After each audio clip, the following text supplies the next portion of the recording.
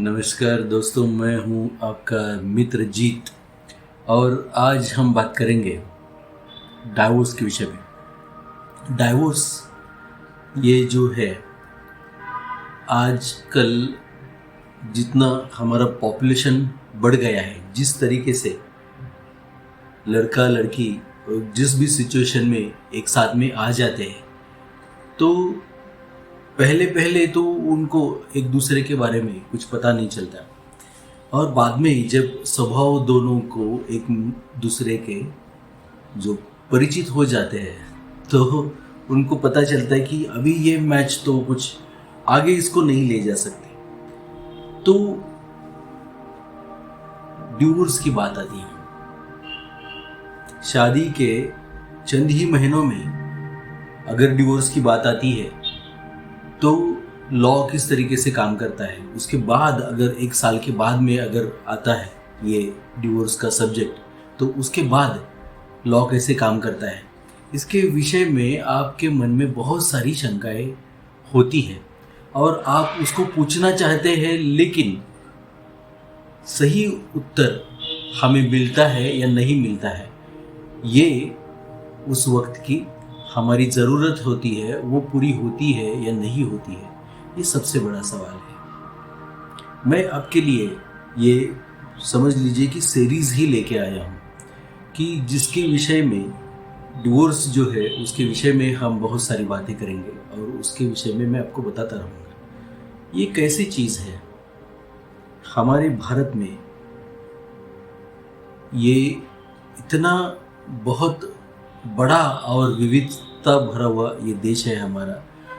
वैसे ही यहाँ के कानून हैं। अगर आप हिंदू है, जैन है, बुद्ध है, सिख है, लिंगायत है, ब्राह्मण समाजी है, प्रार्थना समाजी है, आर्य समाजी है, और जो भी हिंदुत्व के जो अलग अलग उसके जो रूप है, उनमें से कुछ है जिनको हिंदू लॉ जो पर्सनल लॉ के रूप में लागू होता है, तो उनको जो है जो कानून है वो अलग है उनके लिए। हिंदू कोड बिल के तहत बहुत सारे कानून बनाए हैं, तो उसमें डिवोर्स के जो सेक्शंस है वो आते हैं। अगर आप मुसलमान हैं तो मुस्लिम लॉ और उसके अलग अलग कानून जो ब्रिटिशों के वक्त से बने हुए हैं वो आपको लागू होंगे, और दूसरे जो ये है वहाँ पर स्पेशल मैरिज एक्ट जैसे कानून है वो लागू होंगे। ये हमको समझना चाहिए। हमको ये भी समझना चाहिए कि जब भी डिवोर्स की बात आती है तो सबसे पहले हमको जो चीज़ करनी चाहिए वो है रिकन्सिलिएशन, वो है मीडिएशन। दूसरे किसी ने आपके शादी में सोचा और उसने आपको मदद की कि आप एक साथ कैसे रह सकते हो। बहुत सारी ऐसी चीज़ें हैं कि मैरिज काउंसिलर की मदद आपको लेनी चाहिए कि जो आपको कोर्ट तक न ले जाए। सबसे ज़रूरी बात यह है कि वो आपको कोर्ट तक न ले जाए और वो आपको एक दूसरे को जब आपने शुरुआत की थी वहाँ तक ले जाए, और वहाँ से आपको आपके मैरिटल लाइफ में जो कोई भी समस्या है उस समस्या का समाधान करके सहजीवन के लिए आपको प्रेरित करे, और फिर से आप एक साथ में आके कैसे रह सकते हो उसके विषय में आपको बताए, उसका साइंस आपको बताए, और बताए कि क्या गलत हो गया है, बताए कि क्या कम्युनिकेशन में कमी रह गई है, बताए कि कहाँ पे झगड़ा ये शुरू हो गया है, वो बताए कि किस तरीके से आपने एक दूसरे को जो है वो कॉम्प्लीमेंट करना बंद कर दिया है, कॉम्प्रोमाइज करने लगे हो आप अपने रिश्ते में। और ये सारी चीज़ें जो है वो साइकोलॉजिकली समझ के वो आपको गाइड करे। ऐसे व्यक्ति की आपको आवश्यकता सबसे पहले होगी। और अगर वही आपके लॉयर बन जाते हैं या फिर वो दूसरी किस्म के की वो जो बाकी की चीज़ें भी आपको बताते हैं और आपको पूरी तरह से गाइड करते हैं, वो तो अच्छी बात है। लेकिन मैंने मेरे करियर में देखा है कि ज़्यादातर जो मैरिटल कपल्स हैं तो उनमें जो कोई भी समझ लीजिए झगड़ा है और जिसकी वजह से मनमुटाव हो गया है, वो जो कारण होते हैं बहुत ही छोटे छोटे होते हैं। जिनकी वजह से शादी जो है वो टूटनी नहीं चाहिए, फिर भी ये सारी चीज़ें हो जाती हैं और फिर एक दूसरे के ईगोज क्लैशेस होने लगते हैं, कौन बड़ा कौन छोटा, ये सारी चीज़ें होने लगती हैं। कोई उसमें से एक पार्टनर होता है, उसने बहुत सारा टॉर्चर सहा होता है। ऐसा नहीं कि सिर्फ औरतें ही टॉर्चर सहती है, ज़्यादातर औरतों को सहना पड़ता है, लेकिन मर्द भी होते हैं जिनको अपने जो ससुराल वाले हैं और अपनी पत्नी है उनसे टॉर्चर सहना पड़ता है। तो कोई भी हो जो ज़्यादा टॉर्चर उसने सहा है और उसकी वो सहनशीलता की वो धारा है वो कभी तो टूट जाती है और वो फिर वो जो है वो अपने बचाव के लिए समझ लीजिए वो ये कर देता है, म्यूटिनी जिसको हम बोलते हैं, वो खिलाफ हो जाता है, रिश्ते के खिलाफ हो जाता है। वो सिर्फ उस इंसान के जो अपना पार्टनर है उसके नहीं, वो अपने रिश्ते के भी खिलाफ हो जाता है। उसको वो रिश्ता उसको किसी भी हालत में उसको रोकना है, ऐसी हालत हो जाती है। तो अलग अलग किस्म के हमारे मतलब ये सारी चीज़ें वहाँ तक मतलब ये खींची जाती है ऐसे कि रिश्ता बहुत ही बिगड़ जाता है। ऐसे रिश्तों में भी मैं आपको बताता हूँ, कई रिश्ते ऐसे हो गए हैं कि उन्होंने 7-7 साल तक कोर्ट में झगड़ा किया, उसके बाद में रिकंसिलिएशन हुआ और फिर वो एक साथ में फिर से हो गए। एक दूसरे पे इतने एलिगेशंस कर दिए कि अभी ये कभी हो ही नहीं सकता, एक साथ में इनका जो सहजीवन है हो ही नहीं सकता, इकट्ठा नहीं आ सकते। ऐसे ही आसार जजेस थक गए, उनके दोनों की तरफ के लॉयर्स थक गए, उनके जो रिश्तेदार है, दोस्त है और जो वेल विशर्स है वो सारे शुभचिंतक वो थक गए और इन्होंने कोर्ट में जाके अपने एक दूसरे को ये सारी खिंचाई शुरू कर दी और बहुत सालों तक समझ लीजिए कोर्ट में ये काम कॉन्टेस्टिंग काम चलता रहा और बाद में कहीं जाके इनको समझ में आ गया कि ये नहीं करना चाहिए था। ये दो सारे कोर्ट के केसेस निकाल के वो पीछे लेके सारा कोर्ट का काम खत्म करके ये दोनों इकट्ठा हो गए, बच्चे हो गए, आराम से रह रहे हैं। ऐसी भी चीज़ें होती है, आप यकीन मानिए। तो सबसे पहले आपको अगर कुछ करना चाहिए तो कंसिलिएशन जो है उसमें जो एक दूसरे के साथ बात करना, और अगर कोई साइंटिफिक इंसान है साथ में जो जानता है कि इसमें कौन सी बात नहीं होनी चाहिए, एक दूसरे में जो मनमुटाव है उसको एक दूसरे को शेयर करना। कभी कभी क्या हो जाता है, कम्युनिकेशन का बहुत बड़ा गैप तैयार हो जाता है और वो इस तरीके से हो जाता है कि हमको बताना था कुछ और हो गया कुछ और गुस्से में कुछ बात निकल गई। एक्चुअली जो बोलना था वो बोले ही नहीं, वो कभी नहीं बोल पाए, जिंदगी भर नहीं बोल पाए और उसी वजह से वो टूटा हुआ होता है। सामने वाले को वो पता ही नहीं है या सामने वाली को वो पता ही नहीं है कि किस वजह से ये टूटा है, सारा इतना क्यों खींच गया है पूरा। घर में क्या होता है, किचन में क्या होता है, आपके पीछे क्या होता है, आप जब चले जाते हो तो क्या हो जाता है।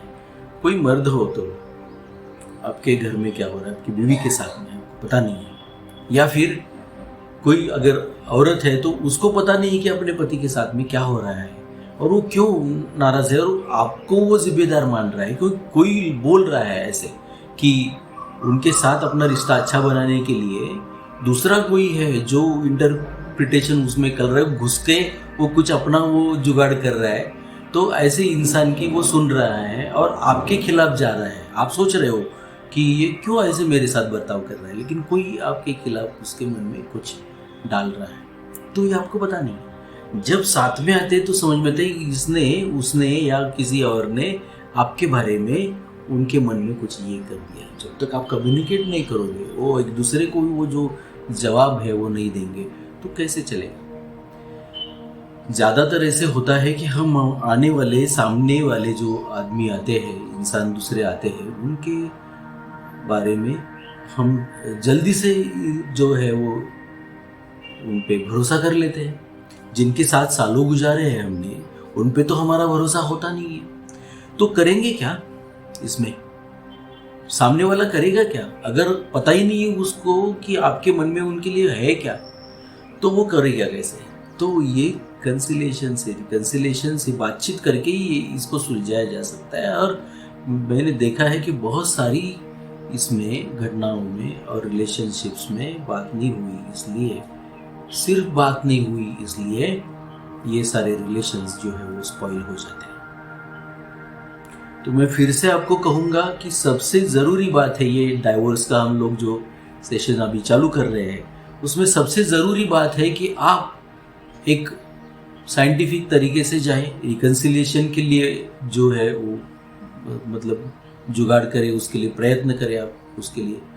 और उसके लिए सबसे साइंटिफिक तरीका जो है मैं आपको बताता हूँ, वो ऐसा है कि जब भी आप कभी ऐसी समस्या में फंस जाओगे और किसी भी मैरिज काउंसलर के पास चले जाओगे तो आप अपनी पूरी बात मैरिज काउंसलर को बताइए। उसके बाद आपका जो अपोजिट है, अगर आप वाइफ है तो हस्बैंड अपोजिट है, अगर हस्बैंड है तो वाइफ है जो अपोजिट है, तो अपोजिट जो भी है आपके, तो उनको मैरिज काउंसलर तक लाइए।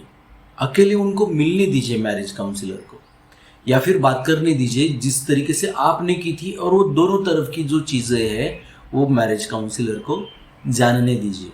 उसके बाद मैरिज काउंसलर क्या करेगा, वो जो बात आप दोनों ने एक साथ अलग अलग जाके, एक साथ तो बात उसका एनालिसिस होगा, तो अलग अलग जाके आपने जो बात बताई है तो उसका वो एनालिसिस करेगा। उसमें जो भी धागे मिलते हैं, जो भी और कैरेक्टर्स उसमें आते हैं वो कहानी में, उनसे वो मिल लेगा अलग अलग, जैसे आपको मिला। वो अपना जो पूरा ब्यौरा है वो एक मतलब इस तरीके से एनालिसिस के लिए अपने पास उसका रिकॉर्ड रखेगा, चाहे वो लिखित स्वरूप में हो या रिकॉर्डेड हो। एनालिसिस के लिए दोनों होना बहुत ज़्यादा अच्छा रहता है, मैं आपको बताता हूँ। क्योंकि ऐसा है कि बार बार आप वो जो रिकॉर्डिंग है वो सुन नहीं सकते हो, लेकिन जो लिखे हैं पॉइंट्स अपने वो पलट के, पन्ने पलट के वगैरह आप देख सकते हो। तो इस तरीके से होना चाहिए कि मैरिज काउंसलर ने भी, मैं आपको मैरिज काउंसलर अगर आप है तो उनके लिए भी मैं बता रहा हूँ कि ये साइंटिफिक तरीका है इसका, कि आप पहले समझ लीजिए पति से बात करते हैं, दूसरे बात पत्नी से बात करते हैं, फिर उनमें जो भी कैरेक्टर्स इन्वॉल्व है उनसे बात करते हैं अलग अलग से, कितने भी हो, जितने भी हो, जो ज़रूरी लगते हैं आपको उनसे बात करते हैं। उनका जो बातचीत जो उनसे हुई है उसको रिकॉर्डिंग करते हैं आपके पास, और आप उसके नोट्स भी बनाते हैं। जब आप बात कर रहे हो उसी वक्त आपके नोट्स भी बनाते हो, जिसके लिए कि आपको जब रिकन्सिलेशन इनमें जब मन मुटाव जो है उसको मिटाने के लिए आपको इसका ये सारी इन्फॉर्मेशन का जो ये है तो इस्तेमाल होगा। तो ऐसी इन्फॉर्मेशन आप लिख के लेते हो कागज़ पर। उसके बाद आप क्या करते हो, फिर ये दोनों का एक अलग से कंबाइन मीटिंग लेते हो, दोनों पार्टनर्स का, हस्बैंड और वाइफ का। अगर आप मैरिज काउंसलर हो, ऐसा मैरिज काउंसलर हस्बैंड और वाइफ ने देखना चाहिए कि उन्होंने ये सारी चीज़ें की हुई है, उनको बहुत सारा एक्सपीरियंस है। तो इसके बाद अगर ये सामने बैठ के उनको ये पॉइंट जो है जिसकी वजह से ये सब हो रहा है, इसका डिस्कशन ये दोनों को बताएंगे मैरिज काउंसलर अपने तरीके से, रिकन्सिलेशन के लिए इनके बीच में जो है वो सुलह हो जाए, इसके लिए ये प्रयास करेंगे। तो ये सबसे आसान तरीका और सबसे कारीगर होने वाला तरीका है, प्रभावशाली जिसको हम बोलते हैं, ऐसा तरीका है, बहुत ही साइंटिफिक तरीका है कि जहाँ ये फाइनल मीटिंग में ये बैठ जाते हैं तीनों, मैरिज काउंसलर और ये दो पार्टनर्स, तो ज़्यादातर सुलह हो जाती है। इनको पता ही नहीं है एक दूसरे में क्या हो रहा है, कैसे हो रहा है। अगर चाहिए इनको वो विटनेसेस भी जिनकी नाम इन्होंने पहले लिखे हुए हैं अपने पास, जो अलग दूसरे कैरेक्टर्स है मैरिज में, जो हस्बैंड वाइफ है, उनको छोड़ के ससुराल वाले हैं, दोस्त है, समझ लीजिए कोई वेलविशर्स है, थर्ड पार्टी है कोई भी, जिनकी वजह से ये इनके बीच में मनमुटाव हुआ है, इनको भी विटनेस की तरह वहाँ पर बुला सकते हैं और ये सारी चीज़ें सुलझा सकते हैं इस तरीके से कि इनके बीच में जो मिसअंडरस्टैंडिंग है मिटी जाए, वो रहे ही नहीं। इस तरीके से रिकन्सिलेशन किया जाता है मैरिजेस में।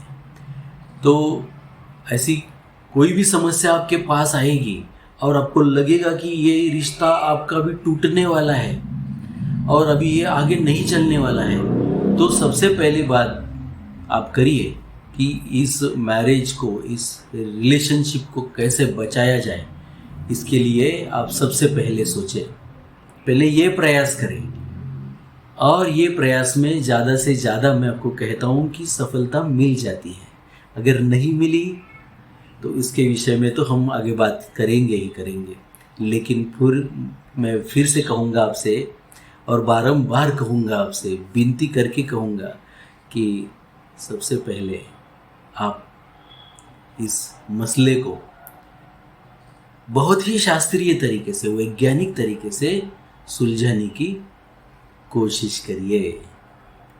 तो डाइवोर्स के इस ऐसे सेशन में हम मिलते रहेंगे, बार बार बातें करते रहेंगे, और मैं आपको यकीन दिलाता हूँ कि आपके मन में जो भी प्रश्न है आप इस वीडियो के माध्यम से पूछ सकते हैं। हमारे कंपनी के भी अलग अलग व्हाट्सअप नंबर्स आते हैं, वहाँ पे पूछ सकते हैं। अगले वीडियोस में हम इसको, ये सारी चीज़ों को उसमें उसका शामिल, मतलब हम शामिल उसमें करेंगे। अगले वीडियो में उसके जवाब देने की कोशिश करेंगे, वो जो भी सवाल आप पूछेंगे, समस्याएं पूछेंगे।